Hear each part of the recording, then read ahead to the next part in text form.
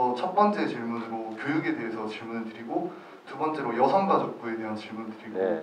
두 번째로 여성가족부에 대한 얘기인데요.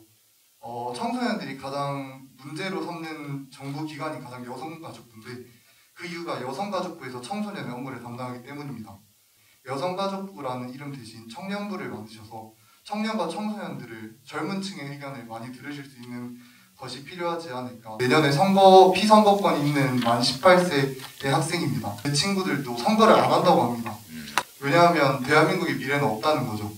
이거에 대해서 청소년들의 의견을 들을 수 있는 청소년 특보나 다양한 방법에 대해서 준비한 정도가 고등학교 2학년 같지 않죠? 네. 훌륭한 고등학생 같습니다. 청년부 같은 거 만들면 어떻겠냐? 이건 논쟁이 좀 많은데 저는 사실 무슨 부 조직 만드는 걸 좀 쉽게 제시하진 않아요. 필요하다는 얘기가 많은 건 저도 압니다. 그리고 이런 걸 제시했을 때 제일 뚜렷하게 아까 얘기한 거죠. 구체적으로 뭐 했을 때 뭐 한 것 같아요. 근데 부를 만들어 조직을 만들면 좋아지냐? 반드시 그렇지만 않죠. 사실은 근본적인 문제가 있는데 그 껍데기 만들어놨다고 문제가 완벽하게 해결되냐? 그냥 고민할 가치는 충분히 있다는 생각이 듭니다. 18세 선거권 진입하고 싶다고 청소년 특보 같은 건 해야 되겠죠. 저희가 이제 사회 취약계층들이 되어버린 청소년, 청년 세대들이 어쨌든 동등한 힘을 갖고 우리 사회 의사결정이나 기회를 누리는데 참여할 수 있게 하는 게 중요한 것 같습니다. 그러려면 저도 사실 잘 모르거든요. 저도 이제 30대, 20대, 30대 왔다 갔다 하는 그런 가족들이 있는데 저도 잘 몰라요. 나하고 잘 안 놀아주려고 그래. 내가 가끔씩 술도 사주고 고기도 사주고 같이 자전거도 타고 뭐 이렇게 하는데도 뭐 자기 친구하고 놀라 그러지 나하고 안 놀라 그러더라고. 난 진짜 잘해주려고 그러거든. 근데 그게 이제 세대차죠. 세대차고 재미가 없을 수도 있죠. 소통이 좀 재밌어야 하는 거지. 뭐 차라리 게임 하는 게 더 낫지. 아버지하고 뭐 앉아가지고 얘기하는 게 재밌겠어요. 그래서 이해하기 위해서는 그런 특별한 조직이 필요할 것 같아요. 저는 이제 교육이라고 하는 게 교육 전문가들에 의해서 교육되고 있잖아요. 근데 그 교육 전문가들이 되게 옛날 사람들이다. 교육부에서 고교학점제를 2025년부터 전면 시행을 하는데 학생들의 입장에서는 꿈이 확실한 사람이 있는 반면에 꿈이 없는 학생이나 꿈이 많은 학생들이 있을 수 있는데 학생들이 과목을 선택해서 정했다가 이제 그게 바뀌게 되면 학생들에게 큰 타격이 생깁니다. 그럼 오히려 진로의 선택을 확장한다는 것이 진로의 폭을 줄일 수 있어서 이재명 후보님께서 이제 앞으로의 교육에 대해서 어떻게 생각하시는지. 근데 문제는 지금은 세상이 완전히 바뀌어버렸거든요. 똑같은 건 컴퓨터가 다 해치우는 거죠. 컴퓨터 기계가. 근데 지금은 정말로 의미 있는 노동은 뭐냐면 창의와 혁신이죠. 창의. 다른 것, 기계나 인공지능이 못하는 거. 새로운 걸 생각해내는 능력, 뭔가 반짝이는 개성, 특성, 이런 게 중요한 시대라서 똑같은 거를 똑같은 방식으로 가르치는 것은 점점 의미가 사라집니다. 근데 이걸 고쳐야 되는데 문제는 이때까지 그 오랫동안 해왔던 그 시설과 교육 체제와 그 교수 인력들 문제를 어떻게 해야 될지 이제 이게 잘 해결이 안 되는 거죠. 그래서 앞으로는 좀 어렵겠지만 제가 새로운 시대에는 미래형 인재 양성을 해야 된다고 얘기하는 이유는 대대적인 교육 투자를 통해서 이 교육 시스템을 많이 바꿔야 됩니다. 교육 내용도 바꿔야 돼요. 교육 방식도 바꿔야 돼요. 고교학점제는 저는 괜찮은 제도라고 봐요.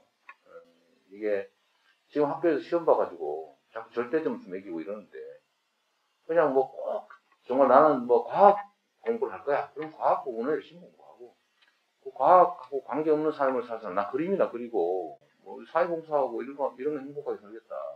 응? 국제봉사나 다니면서. 근데 그런 사람한테 뭐 이적품 가르치고 막 고통 줄 필요 없지 않습니까?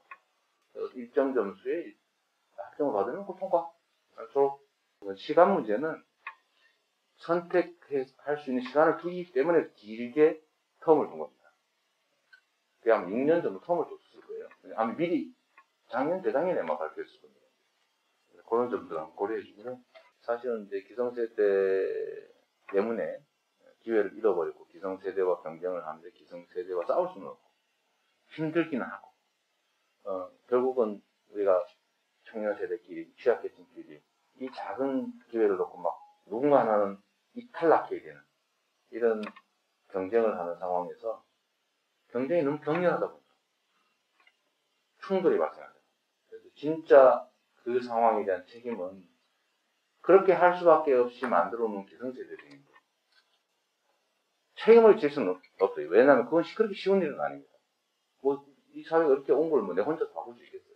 그러나 어쨌든 책임은 있는데 너무 무심했구나. 제가 그런 생각도 최근에 좀 하게 됐어요. 들어라도 줬어야 되는 것을.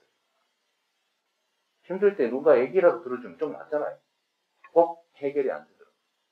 근데 아예 안 들어줬던 측면이 좀 있었다는 생각이 제가 좀 들기도 했고요. 여성 청년, 남성 청년들이 편을 갈라서 이렇게 갈등하게 된 것은 그들의 잘못은 아니다. 그들조차도 얼마나 고통스럽겠냐. 뭔 답이 있는 것도 아니고. 결국 구조 때문에 발생한 문제인데 그 구조에서 서로 경쟁하다 보니까 서로 적대화되고 있는 것은 참 안타까운 일이고 가능하면 웅덩이를 넓히는 밀어내지 않고도 같이 살 수 있는 만큼의 공간을 만드는 것은 결국 국가와 그다음 기성세대들의 책임인 거죠. 전 생애를 놓고 전체로 보면 여성들이 너무 피해보고 있습니다. 차별받고. 그건 사실이에요. 하여튼 그뿐만 아니라 뭐 취업에서도 우리 임금 수준도 뭐 60%밖에 안 됐지, 승진도 잘 안 되지요. 뭐 양육 아이들 키우고 보육하느라고 그 경력 단절되면 다시 복귀도 안 되지. 그 피해를 여성들이 입고 있는 게 사실이란 말이에요. 근데 그걸 보존해서 평등하게끔 균형을 맞게 하는 게 필요하죠. 네, 그런 걸 하는 게 페미니즘이라고 보통 우리 부르는데 청년 세대 사이에서는 어떠냐? 기성세대들과 좀 다른 측면들이 좀 없지 않습니까? 그러니까 그런 점들 때문에 이걸 전체를 일률적으로 모든 제도는 100% 완결하다라고 보지 말고 특별히 문제가 있는 영역의 문제는 또한 고려를 별도 해볼 필요가 있다라는 생각이고요. 그래서 여성가족부보다는 여성도 남성도 평등한 사회를 지향하자라는 측면에서는 여성 이렇게 하지 말고 남성도 여성도 다 포함해서 성평등 또는 뭐 세상에 불평등한 게 남성 여성의 문제만 있는 건 아니고 온갖 것들이 있으니 평등 가족부 같은 걸 하면 어떻겠냐는 생각이 들어서 제가 그 이름을 한번 제안해 봤고요.